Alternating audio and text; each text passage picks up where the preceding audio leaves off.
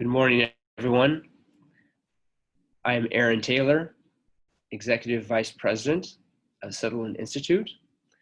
I want to wish you all a warm welcome to our 2020 Congressional Series. As our CEO, Rick Larson, has stated, in the tradition of bringing Utah's delegation closer to their constituents on a topic that is of priority to them. The topic for today's event will be national security, America's role in the world. Today's speaker will be Representative Chris Stewart, representing Utah's 2nd Congressional District. As a former Air Force veteran and chairman of the Department of Defense Intelligence and Overhead Architecture Subcommittee, Congressman Stewart will discuss America's role in national security throughout the world and related issues that the United States faces. Congressman Stewart, after your address, I'll ask a few questions as moderator, and the time is now yours. Thank you so much for joining us.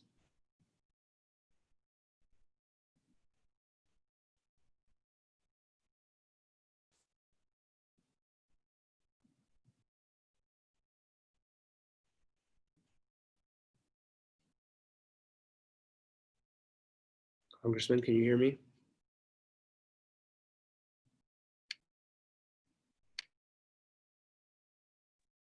Yeah, can you hear me? Yes, I can. All right, have you got me on video? We do. All right. Yep, sorry, just want to check, make sure that, because we've all done it where we've gone live and you sat and talked for 5 minutes and then you find out no one heard a word you said. So we're all good, right? All right, thank you. It's great to be with you. We love Sutherland. You guys have done such great work. I wish Rick was here. I would tell him how much admiration and respect I have for him and the work that he and his team do, but please tell him for me. It's good to be with you. And, in this day of Zoom, we all wish we could be together. All of us say that. As a great show of respect for you, I want you to know, as you can see, I even put on a tie because in the days of Zoom, many times we don't. I got to tell you, to be honest, I don't have shoes on, but you can't see that, so we're all good. And it's a different environment. I mean, I spoke to you guys last summer in August. We always try to do it during our August break back home, and it's something I look forward to. And we just appreciate our associations. I got to tell you, I've actually changed the topic a fair amount. I was thinking about it over the last few days, and it just occurs to me that, well, two things. Number one is we were going to do this in conjunction with my National Security Summit, which was supposed to be next Friday. The National Security Advisor, a good friend of mine, Robert O'Brien, was coming out for that. We were going to have Andy McCarthy, one of the most noted journalists in the country, a good friend of mine, Steve Womack. But I think, as some of you may know, we had to postpone that because Robert got COVID and couldn't travel. And again, I was gonna kind of tie these two events together. But since we pushed that back until October, I've decided to, forestall some of those comments and keep that aligned with the summit. But I got to tell you, even if that wasn't true, I just feel compelled to change my message a little bit. And it kind of begins with this premise that our national security is completely irrelevant if we don't find a way to unite our country. I don't worry at all about our nation being defeated by another nation state. I shouldn't say that. I mean, I don't worry about it at all. I mean, I'm on the House Intelligence Committee. We spend our whole lives worrying about those things. But the truth is that right now, there is no nation that could destroy us militarily. Now, China may tempt us, and China may challenge us in their region, and they could do that today, and it would be a very difficult battle for us. Russia may challenge us and tempt us, in the former Warsaw Pact countries, and that would be a great challenge for us as well. But I don't worry about being defeated by any of those nations, not in the short term. What I worry a lot about, much more, is what the thing that we're seeing happen to our country right now that we've never seen before, not probably in more than 120 or 30 years have we seen a time quite like this. And I've said to people many, many times that the US is the glue that holds the world together. If we stumble, the rest of the world crumbles underneath our feet. I mean, whether we like it or not, that is just a responsibility that we have. And so if that is true, then our first responsibility is how to keep our own nation strong and how to keep our own nation united. And that's really where I'd like to focus a lot of my comments today. I want to tell a story very, very quickly. And, again, with Zoom and with the teleconferences we all do, you have to kind of adapt the format. And you can't really stand up and tell a bunch of jokes because it turns out you can't hear if anyone laughs, and no one feels like they have to laugh if it's not that funny. So, but this story, I think, is a great illustration, and it's a bit humorous of where a lot of people feel like we are right now. It goes back to Operation Torch, which was, the first really meaningful military operation, particularly in the European front or the African front of the United States. And they had this idea for the very first time that they were going to use paratroopers. They had 37 of these old airplanes that they stuck in, a couple hundred paratroopers, and they said, we're going to paratroop these guys behind enemy lines. And they had the responsibility of taking various airfields and real strategic targets around northern Africa. So they took off from the UK. And like happens a lot of times, everything just went south almost immediately. But a lot of it is an illustration of how unprepared we were to fight that war. Only the flight leader had a map, and the rest of the flight, I think there were 37 of them, I believe, as I recall. The rest of the 37 were supposed to follow their flight leader because they didn't even have aeronautical charts. They didn't have any navigation aids. They actually had to put some secret assets in that were going to set up these navigation aids, but they got the wrong date. And they went up and put up their antenna and navigate and put out a beacon, and nothing happened. So they took them down and walked away. And the next day was when the operation took place. And they hit thunderstorms as soon as they started to cross the Med, and they completely got scattered. It just turned into a complete mess. And some of them ended up crashing into the ocean. They ran out of fuel. Some of them ended up landing in Nazi-occupied parts of France and spent the rest of the war as prisoners of war. And some of them just kind of stumbled around. And there was this one story where these Arab farmers in near Tunisia were out in their field, and this great big American airplane lands in the middle of their field, and this colonel jumps out and he comes running towards them, and he pulls them aside. He said, "Hey, what continent are we on?" And they said, "Well, you're on Africa." And he turns back to the crew and gives them a big thumbs up. "Well, they found Africa." Well, that's hardly a resounding success. That they had to land in a field after most of them had already crashed and say, "Oh, they found the continent that they were looking for." And a lot of people look at our world now, and especially some of our leadership, and they think, do these guys even know what continent they're on? And are they capable? Have we provided ourselves the resources we need that we can, provide the leadership, not only nationally, but internationally, that we need to do? And again, I'd like to kind of address that, what continent are we on? Where are we going? Where does this thing end? And I'd like to start with a couple different ideas or different premises, if I could. And some of them are good news. When we feel like the world is going crazy around us, look, the illustrations of this are in our face every day. For heaven's sakes, the coronavirus is the most obvious one. The economic collapse that is taking place as a result of that. 54 million Americans lost their jobs.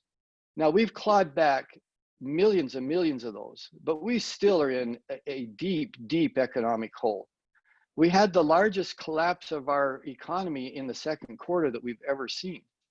It's hard to understand the economic challenge we have before us, including the thing that frightens me as much as anything almost, is the fact that we've got maybe a $5 or $6 trillion deficit this year. We have the rise of China. You've got Russian aggression. You've got one thing I'm going to spend quite a lot of time talking about today: the rewriting of history, and the premise that our nation is actually evil, that it was based upon evil. And again, I'm going to come back and talk about that. The destruction of some of the founding principles, and the destruction of the reputation of good men and women. And, those things are in our face every day. As soon as you wake up, and if you do like I do, and many people do, you kind of check the news. It's a lousy way to start the day. And if you're like I am as well, where I'm busy in a day and I don't have a chance to read the news, and often I read the news just before I go to bed, and then you lay awake at night. You're just anxious and agitated. And I actually had to quit doing that because I couldn't go to sleep because I'd be so frustrated or angry over certain things. So we're aware of that. I mean, it's just obvious, but I'd like to share a couple thoughts that I think help to give it some perspective. And again, it all kind of lays under this foundation of the United States maintaining strong moral leadership by staying united. And it's amazing to me that the first thing that I'm going to say has actually become controversial. This is a stunning thing. It's kind of like when you're the 4th of July parade and the flag goes by, some people are embarrassed to stand up and to place their hand over their heart. And that's stunning to me, but it's true. But I'd like to say to people, though imperfect, this country, this nation has been the greatest force for good in the history of the world. And that's not an opinion, that's a demonstrable fact. No other nation has given an example of liberal democracy and economic freedom through free markets and a liberal democracy based on capitalism. No other nation has been an example and assisted others. And we've lifted 3 billion people out of poverty in my lifetime. We've lifted nearly 400 million people out of poverty in India alone just since the late 90s. Because those nations and many other nations looked at the United States and said, look what we could have. And we were an example to them, not only for freedom, but economic prosperity that they just had never been able to have even imagined before. The standard of living that we have would make the pharaohs or any of the ancient kings, incredibly jealous. It was things they couldn't have imagined. But more important to that, because it's not just about money and economics, it's other principles. We have devolved more power to the people, taking for the first time this idea that the people have the power, not the monarchs, not the kings, not the government. The people have the power. We have defended against tyranny all over the world. We have sacrificed some of the best young men and women in our nation to defend freedom all over the world and have asked nothing for it. We have created more creative genius. Tell me the things that impact your life, the good things, the good technology, the innovation that are positive impacts on your life, and then ask how many of those came from the United States and how many of them came from China? How many of them came from Russia? Because the vast majority of them were birthed here in the United States.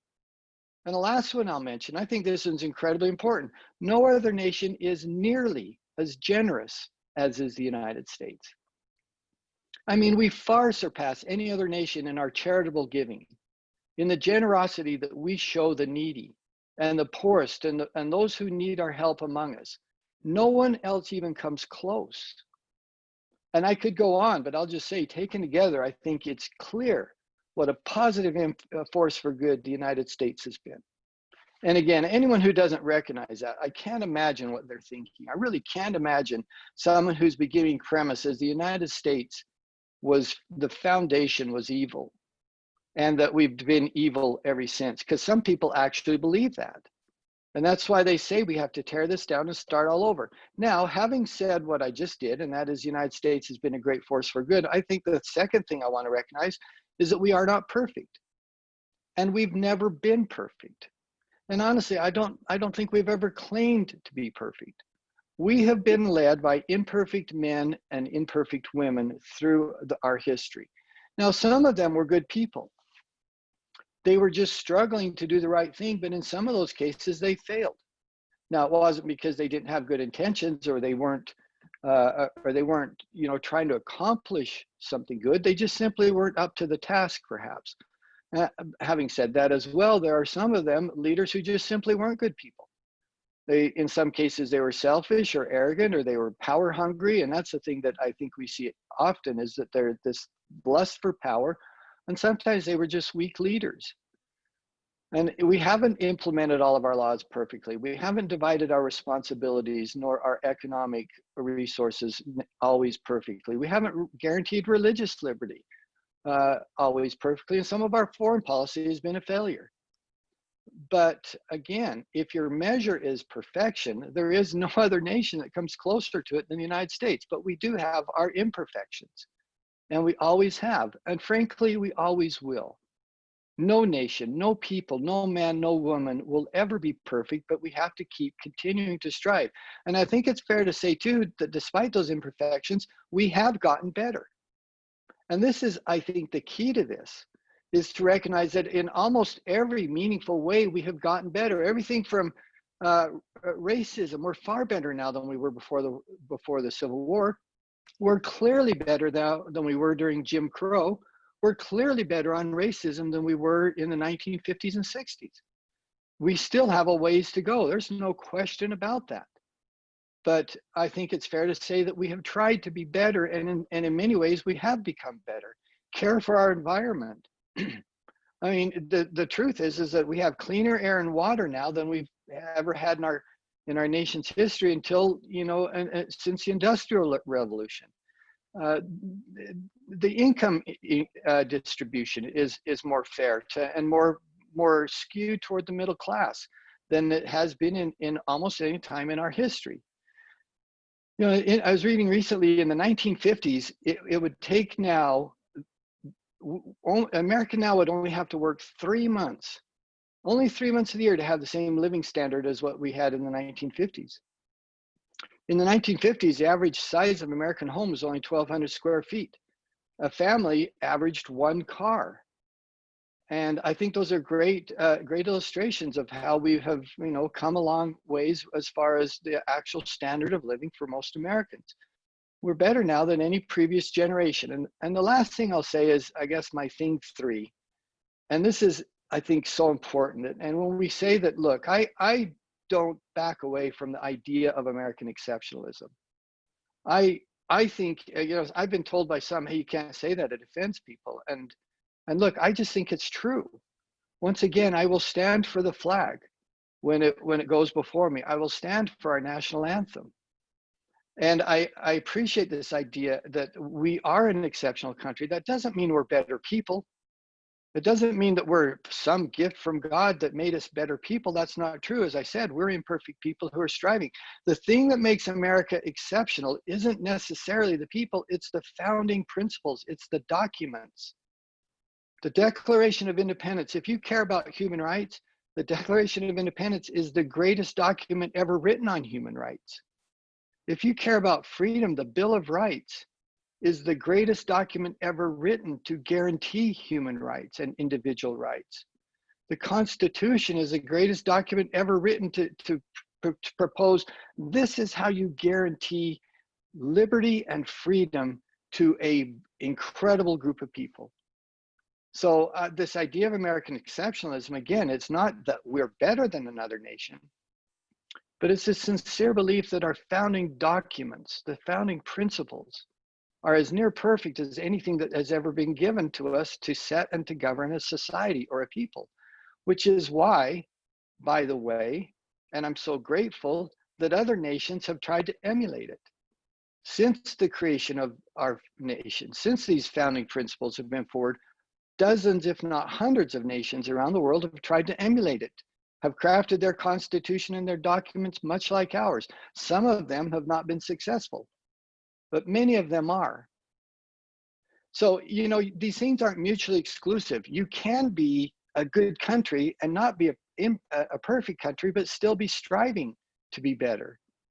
And again, it's not just that we are a chosen people, it's that we have an incredible foundation in these documents. Which brings me to the last point I want to make, and then we'll open it up for your questions.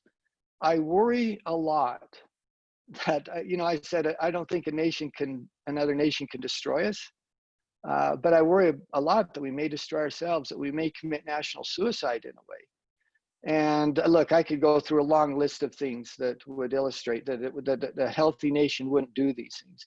A healthy nation wouldn't tear down its founding fathers and the statues of them. A healthy nation wouldn't burn Bibles in the streets, or the Quran, or any other religious documents like that. A healthy nation wouldn't have demonstrations where it's okay to assault the police and attack them with lasers that permanently blind them and to see the riots and to excuse that as protesters when they're not. You have to be able to distinguish between peaceful protesters who actually want to accomplish something positive and people who are there just to hurt and to tear down. And for the people to be willing to acknowledge there's a difference between them. And as I look at where we are as a nation right now, I guess I'll conclude by just coming back to some things I've said before. And again, I want to be respectful of the time and allow people to comment. But coming back to what I said before, whether we like it or not, this nation has a responsibility to the rest of the world. And coming back to the original topic, part of that is through national security. And the allies and the compacts that we have developed and honored for generations now, NATO, our compacts with Asian nations, our willingness to go out and engage other nations and say to them, do you want us and you and this ally that we have, these allies in this alliance that we have, to lead the world towards a more free and prosperous future? Or do you want to look at President Xi and say, is that the future that you want? We have the responsibility to make that argument to people. But we can only do that if we are safe and strong and united at home. And I think the key to that being united and the key to getting through these difficult times is to look at those founding documents one more time. If you care about human rights, go back and read the Declaration of Independence, which says we are given these rights from God and they are given from the people to the federal government in order to protect our freedom and to maintain a more perfect union. The Constitution, which has answered questions on how to govern people for more than 200 years. And the Bill of Rights. Boy, if you want to have a fight in our future, do what some people are actually going to propose, and that is to take away some of those guaranteed freedoms in the Bill of Rights. Those are the things that will protect us. And having protected us, that allows us to help to bring stability and in places that we can to bring some peace that wouldn't be there otherwise without the influence of the United States. It's good to be with you. Thanks for the opportunity to spend a few minutes. And I'm sure that we have some participation that we can now kind of share our own ideas and questions. Excellent. Thank you so much, Congressman, for those comments. Again, for our audience, my name is Aaron Taylor, and I serve as the Executive Vice President for Sutherland Institute. Audience members, if you would like to ask us any questions, please go ahead and email those questions to si@sifreedom.org, or feel free to comment on our Facebook page. Congressman, let me ask you a few follow-up questions based on those comments. You mentioned the rewriting of our history and how much that troubles you. And that's something that Sutherland Institute is very much focused on with our work on civic education and making sure that civics is taught in our schools. How do we teach those founding principles effectively to the next generation? Yeah. Oh man, Aaron, if you got the answer to that, please tell us, right? Share it, because we it's something that I think, one, it's incredibly important. I come from a family of educators. I think some of you know, because I've said it so many times. These are my father's Air Force wings. He was a pilot in World War II. We came from a family of people who served in the military, 5 of my brothers, some of our own children. But I also come from a family of educators. My mom and dad were both teachers. I have some of my own children who are in education right now. One of them is getting a master's from Columbia, which is, the best education school in the country. And by the way, some of the stories that he tells about the culture of these, very senior education leaders, it's pretty frightening when you think, oh my gosh, and some of them are going to go be teaching our kids. My wife was an educator, and so I understand from a personal perspective how important educating of our children is, which is, by the way, sidebar completely, why I think it's so important to get our kids back in school. They need that face-to-face learning experience, especially younger children. But I'm going to answer the question, if I could, by telling a story that happened to me. I was with a good friend of mine. He and I served together in a calling in our faith. And he was actually, unfortunately, he was dying of cancer at the time. And he was a really interesting man. He had a really successful businessman. He has very successful, made a lot of money. But when he was quite young, he retired from business and he became a teacher because he loved kids and he wanted to teach and he loved U.S. history. And as we were talking once, he told me this story about Abraham Lincoln, about him praying and having nearly a revelation just before the Battle of Gettysburg, and the desperation of Abraham Lincoln feeling like, I have to preserve our nation. And it was a very touching story, and I'd never heard it. And I said, Jim, I'm not the smartest man in the world. I'm not a historian, professionally trained historian. I love history like you. But I said, I've never heard that. And he said, let me show you something. And he walked over to his bookshelf and he pulled off a history book that used to be taught in all of our schools from the 1930s. And he opened it up and he showed me that this story about Abraham Lincoln and his belief and faith in God had been described in this history book. And he said, look, we don't teach these things any longer. Our kids don't know this. And that's, I think, the point of your question is kids don't learn it like they used to. And in fact, many times they're taught exactly the opposite. And that's the thing that's really stunning. If you read Mr. Zinn and his History of America, it teaches a very different story than what I think many of us think is the history of America. And frankly, it's dishonest. It's just not true. This idea, again, that focusing on only the imperfections and the flaws and completely discounting the great accomplishments of some of these people. So it's got to take a concerted effort. And my view is, if you think the schools are going to teach your children that, even here in Utah, you're probably going to be disappointed. It's going to take parents and aunts and uncles and family and friends to help pull our kids aside and say, let me tell you some of these stories and some of these realities that our history is based upon. Because otherwise, all they're going to see is the statue of Abraham Lincoln and Thomas Jefferson and George Washington be pulled down because they're told they're not honorable people. So excellent. Let me probe a little bit further, if I may, on that point. I think there's certainly a disparity between our two parties on whether what is the focus on education should be coming from a national level in Washington, D.C., or whether it should be coming from a local level. And with that perspective, I think some of us would share that perspective that, hey, nationally, all those founding principles should be taught. But given the disparity in the parties, is it up to local parents to be, I won't use the word protesting, but advocating to their local school board that those founding principles should be included, or what the right textbooks should be? How do we implement that idea that you just suggested?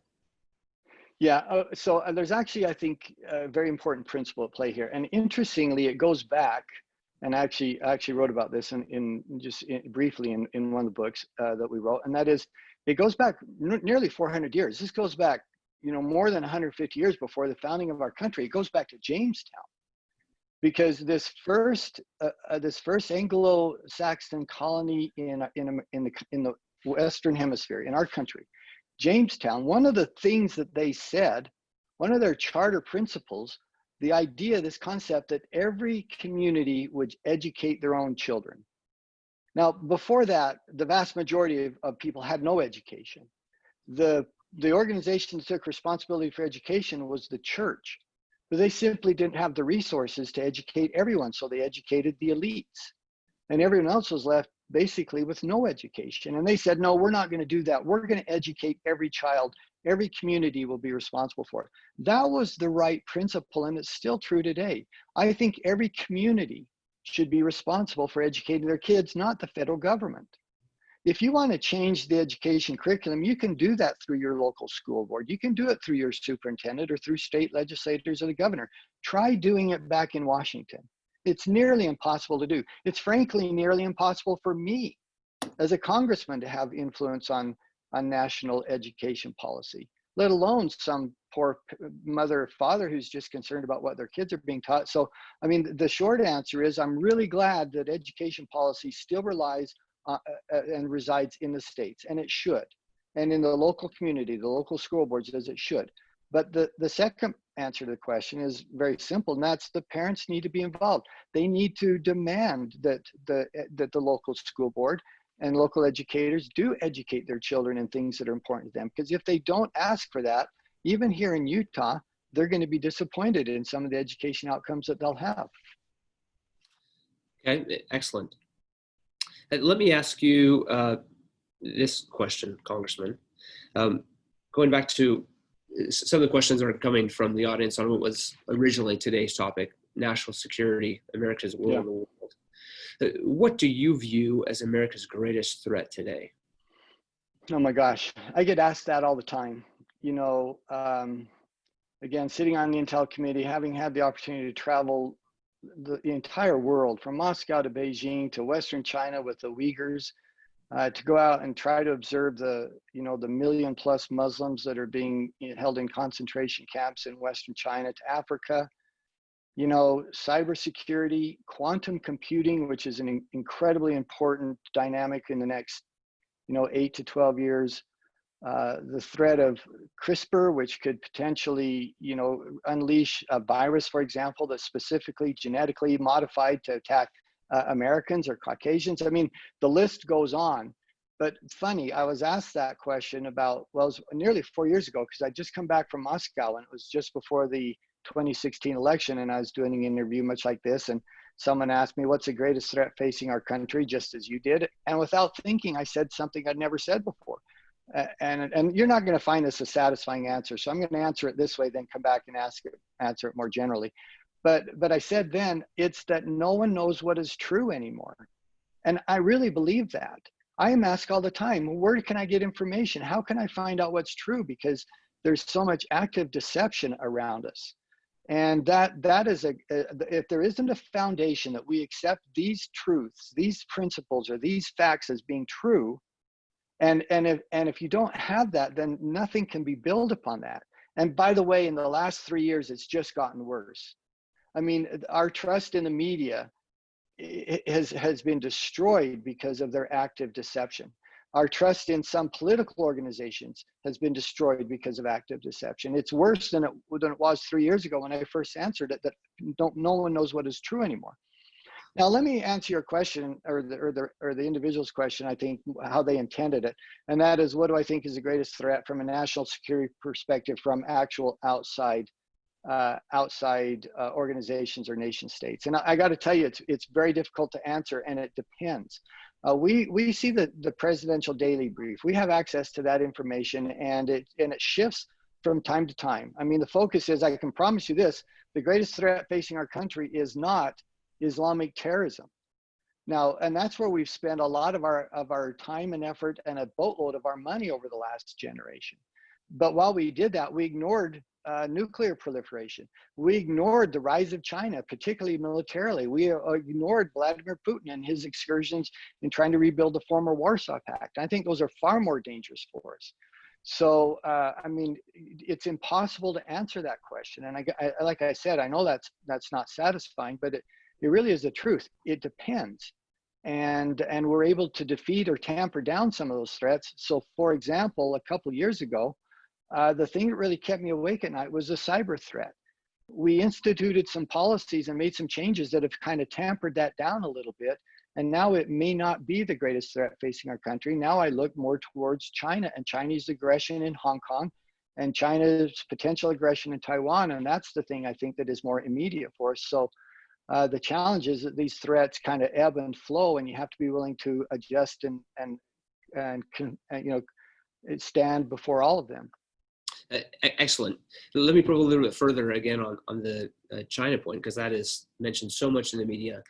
And I think many Americans question, if they haven't ever been to Hong Kong, don't have business interests in Hong Kong, how does that affect us? How is that issue between the island of Hong Kong and mainland China affecting our national security? Yeah, because I think it's an illustration of the truth. And that is that China is the Chinese Communist Party, that President Xi has no intention of ever leaving power. You know, he's redefined the rules of the Politburo, where instead of serving 8 years like every president before him, he said, I will serve here as long as I wish to serve here, which will be until he dies. It's a realization that China, it's an added realization that China cares not at all about human rights. And again, I mentioned that more than 1 million Uyghurs that are in re-education camps for having done nothing wrong other than they're ethnically different and they're Muslim. It's the reality that China could have prevented the coronavirus, but they essentially said at some point, hey, we know this is going to be devastating for our country economically. We're going to make sure that other nations feel the same pain. And they allowed that virus to be spread. They allowed thousands of people to leave Wuhan and travel throughout the world, knowing that they would spread that virus. For, the contract with Hong Kong specifically, they had another 50 or 37 years to have that be a protectorate of the UK, to be independent of Beijing, to be a separate but equal. And China just threw that out the window, said it's not true anymore. And I'll illustrate it with this. For years, China has had tens of thousands of security forces on the border of Hong Kong, but they didn't dare move them into the city to tamp down and to eliminate these protests that we've seen. They didn't dare do that until the coronavirus. And then they looked at the West and they looked at the United States and said, see, they are not watching, they're absorbed with their own problems, they're not going to do anything to us now. And within a few days, tens of thousands of Chinese security forces were moved into Hong Kong. They arrested, and we have not seen many of those demonstration leaders. Many of those who were fighting for freedom have disappeared, and we know not where they are. They took steps to completely control Hong Kong, and they did it without hardly anyone saying anything. And so if you want to know why is that important, because it shows Chinese intentions.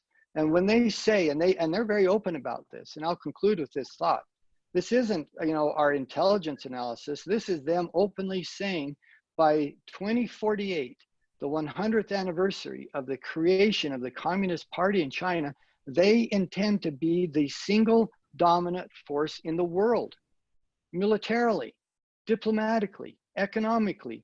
They intend to dominate the world. And if you want to know, well, what would that world look like? Then look at Hong Kong. And look at the freedoms the people in Hong Kong have lost in a few months because of Chinese domination that went unchallenged. Okay, excellent. Again, we want to thank our audience for their questions. Again, if you have other questions, please submit them to si@sifreedom.org. This question, Congressman, relates to the economic issues you mentioned with China and Russia. How would you expand on international cooperation and economic development with positive countries that we have wonderful relationships with, like Israel?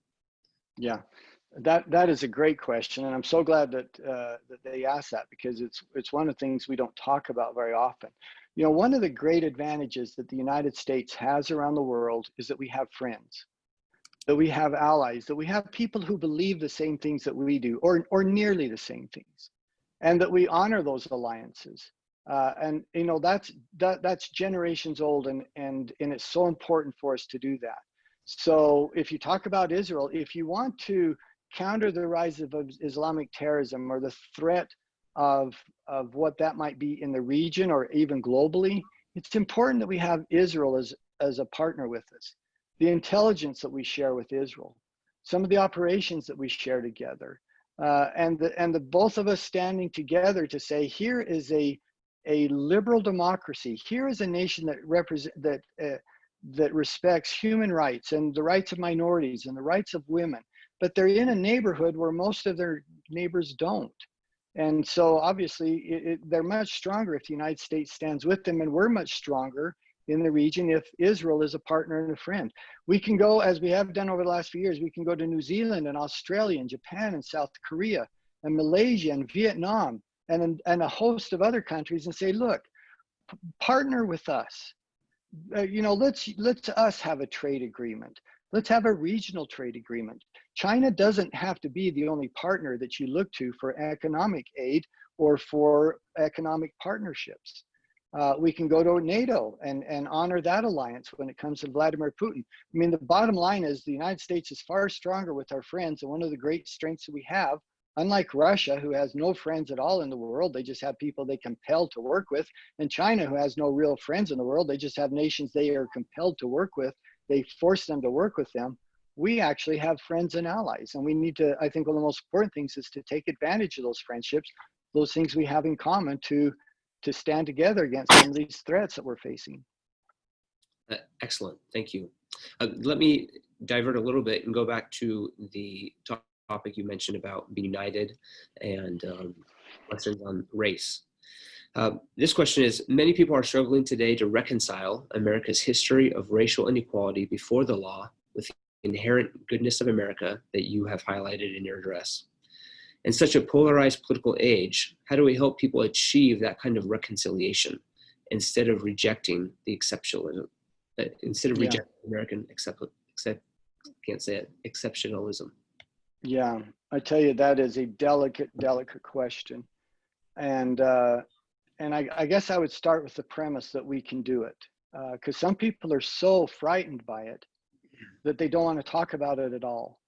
And they're so afraid of either saying the wrong thing or offending someone that it's made the conversation, as I said, very delicate.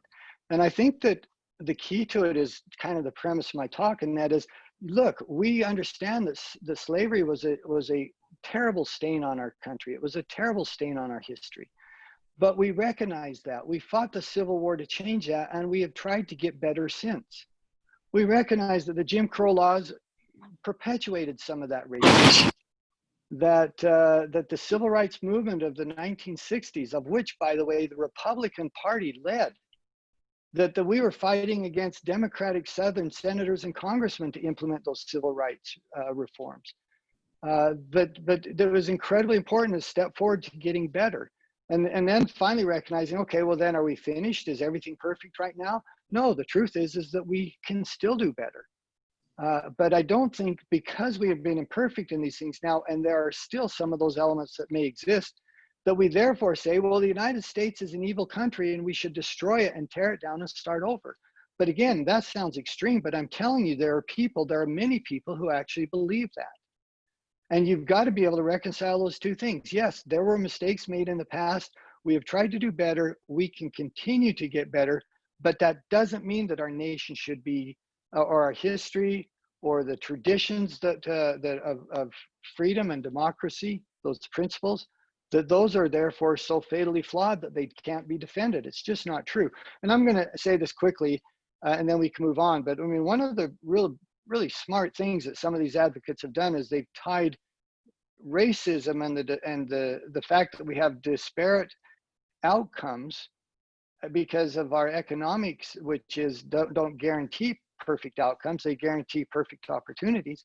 But they've tied that together, saying, therefore racism and capitalism is so flawed, or capitalism is so racist, that capitalism is the problem. And I just don't think that's the case at all. It can't be the case, in the sense that we've already done so much good in the world. But to say that we don't have a perfectly equal outcome, therefore we have to tear it down and start over again, I just think that's nonsense. Okay, thank you. Let me ask you this question that is related to that from our audience member. In the age of COVID, and with many parents deciding or debating whether or not to homeschool their children this fall, is there, and this may take up the remainder of our 15 minutes, given your prolific writing, do you have a recommended text or reading list for parents to use to educate their children accurately on the founding principles of our country? You know what? I don't, and maybe I should, but the truth is that I've never homeschooled our children, and my kids have been, they're all in college, or actually my youngest just graduated from college, so it's been a while. I guess I would start by some great books by one of my favorite author, Chris Stewart. Maybe some of you guys have heard of him, but actually we do talk about the 7 miracles that saved America and the miracle of freedom with world history. And I'm kidding, of course. I'm not recommending those books at all. and I'm not selling them out in the trunk of my car. My point is that there are a lot of good resources out there. There's lots of good books out there that parents could turn to, and I know that there are guides and that there are organizations that could help in that. And but off the top of my head, I really don't have a great answer to that question. And one thing I've learned in this job is that it's okay to say, I'm not really sure. There's other people who could answer that better than I could. I don't have to know everything, thank heaven, because heaven knows that I don't know everything. That's for sure. All right, thank you. And this is the last question. A few weeks ago, we celebrated Pioneer Day here in the state of Utah, and you wrote an excellent op-ed relating to religious liberty. How does the state of religious liberty in other countries affect our national security? Yeah, it comes back to this principle of the things that unite us. Ideas, principles, foundational beliefs that unite us. There are people all over the world who believe the same way that we do. They want to express their sincere and deeply held beliefs, whatever that might be, their religious beliefs. They want to express those and be able to hold those. And they're denied all over the world. Russia has no religious freedom at all, nearly. Now they go through a kind of a pretext, but it's very, very difficult to exercise your religious freedom in Russia. It's impossible in China. And in many other nations around the world, it is very, very difficult. And by the way, almost all of those, none of those are free democracies. They're all totalitarian or communist party leaders that have taken away people's religious freedom, because totalitarian and oppressive leaders will never support religious freedom because it gives their people independent thought. So, but when we can protect religious liberty around the world, and by the way, protect it at home, because it is a battle that is just beginning for us on religious liberty, which is why we wrote the editorial. It's why we did the Fairness for All bill that was designed to protect religious liberty, but protect against discrimination. There is area in the public space to do both. But I think that the fight for religious liberty is one that we have to support around the country, but we have to be willing to engage in that fight here at home as well, to protect the First Amendment, that foundational liberty. I think religious liberty is the foundational liberty upon which all other liberties are resting. And my fear is that there's going to be a battle for that in ways that we may not anticipate, not only around the world, as the questioner indicated, but even here at home. Thank you again. For the audience, I am Aaron Taylor, Executive Vice President of Sutherland Institute, and Congressman Stewart, thank you so much, both for your time and your comments. It's been very deeply appreciated. And thank you for kicking off today's 2020 Congressional Series. It's an honor. It really is. Thanks for the work you do, Aaron and Rick and the rest of your organization, and for standing up for many of these principles. It's great to be with you. Absolutely. And just as a reminder for our audience, tomorrow we will hear from Senator Mike Lee. His topic will be the Supreme Court and religious liberty, the top court's impact this term. And that's at 3 p.m. tomorrow, August 4th. And you can register at sutherlandinstitute.org under events. Thank you again, Congressman, and thank you to our participants for joining us.